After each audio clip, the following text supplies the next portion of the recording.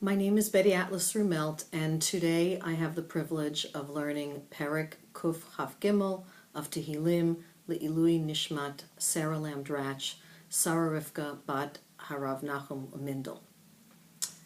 This Mizmor is very closely linked to the Mizmorim that precedes it, specifically the one that directly precedes it, Perek Kuf Chaf Bet. That Mizmor celebrated the happy memories of the past glory of Yerushalayim and the joyous return of Bnei Israel to Yerushalayim from Galut. Mizmor Perek Kuf Chaf Gimel, however, describes a very different and contrary picture. It describes the dismal nature of the Galut of Bnei Israel, who have become a despised people, who are treated with disdain and humiliated by other nations. One of the purposes of Galut is to teach the Jews humility, and this is accomplished, as the Mizmor so poignantly points out, by the scorn and humiliation and the arrogance of our oppressors as they treat us. In this Mizmor, the author and the psalmist describes how the Jews are humbled by the Galut and how they acknowledge their complete dependence on Hashem. It is said that this Mizmor is the fourth in a series of 15 Mizmorim that were sung or chanted by the Leviim while they were standing on the steps leading up from the women's courtyard to the men's courtyard. The 15 Mizmorim are designed to help one strive upward, to ascend, that is, to go up from the depth of misery into, as a result of the sad circumstances. In other words, they ascend from despair into happiness. Therefore, all the Mizmorim in this series begin as a shir hama'alot, a song of ascents. Rav Hirsch offers that these 15 Mizmorim from Kuf Lamed Hey to Kuf Chaf are literally an ascending ladder, a ladder going up in which Bnei Israel are led from their humiliation and the descent of Galut upward. The Mizmor highlights the mockery and the scorn of other nations' treatment and concludes with a plea to Hashem to take pity on our suffering. The Mizmor begins as follows. Shir HaMa'alot Elecha Nasati et Einai Hayoshvi Bashamayim. To you I raise my eyes who dwell in the heavens. The word Hayoshvi is translated by Rav Hirsch as who sits in the heavens for me, for my sake. When we are in Galut, we cry to Hashem. We realize that you are in heaven and you control the world, and therefore we beg and we implore Hashem to end the exile. Zohar comments that the spelling of Yoshvi, as opposed to Yoshvei or Yoshvim, Bashamayim, is very unusual. Usually one would say Hayoshev, who dwells in Shamayim. The Zohar explains that the extra Yud, Hayoshevi, the smallest letter in the Hebrew alphabet, resembles a dot or a point, and it alludes to the core, the essence of the Jewish heart and soul. When someone is desperate and prays, he penetrates the innermost point of his soul, and he ignites that little spark of life that is given directly to us by Hashem.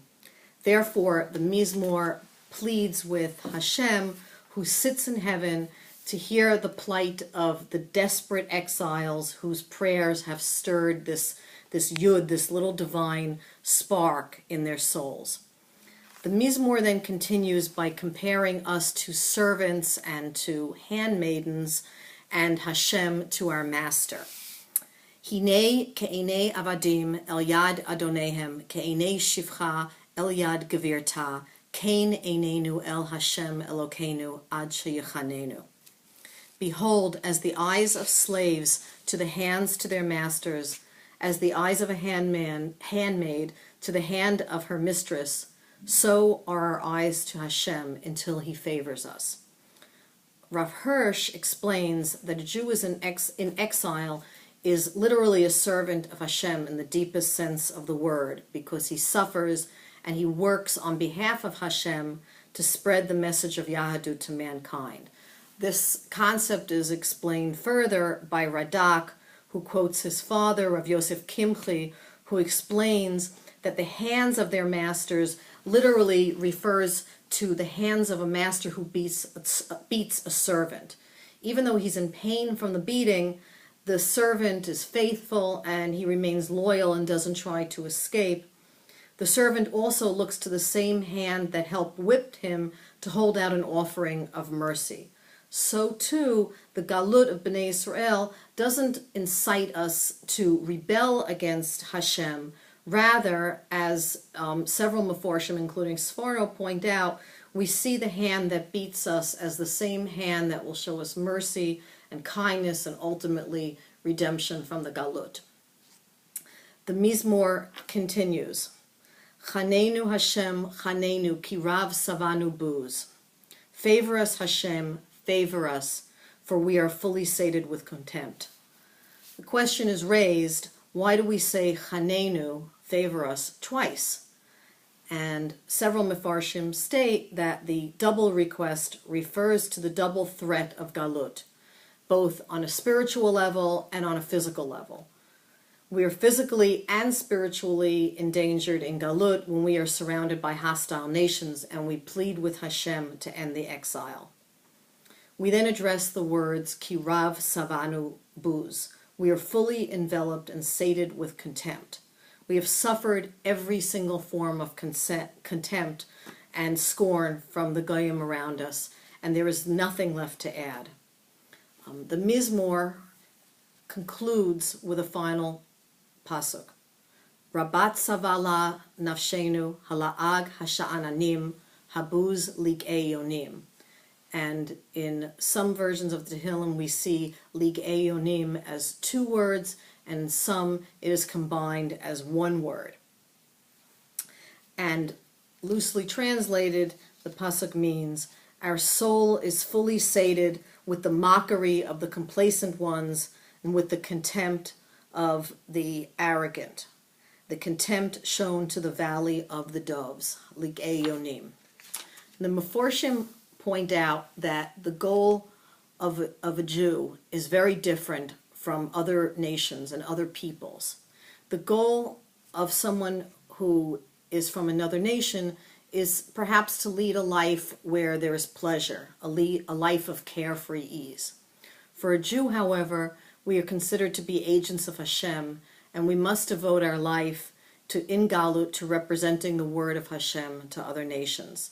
Since we are so unyielding and stubborn in our devotion to Hashem, we can arouse the scorn of other nations who are upset and fearful that our Torah will upset their ideologies and allow them to remain at ease. We then turn to the word lig'ei yonim, either a single word or two words.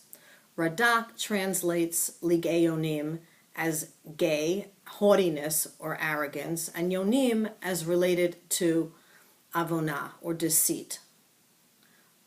One of the tragedies of Galut is that the Jews try to adapt and place their trust in the arrogant nations who ultimately will betray them, rather than placing their trust simply in Hashem. The Minchas Shai notes that in Tanakh there are contractions of words, and this is one of them, lig'ei yonim. Thus, the word lig'ei yonim is supposed to be read, as most people do, as two words, although it is, according to many Mefarshim, written as one. And Rashi, in fact, translates lig'ei yonim as two words, Gay and Hayonim, the valley of the doves. This is a reference specifically to Yerushalayim. The city is compared to a helpless dove with birds of prey, powerful nations swooping down and destroying it. Thank you very much.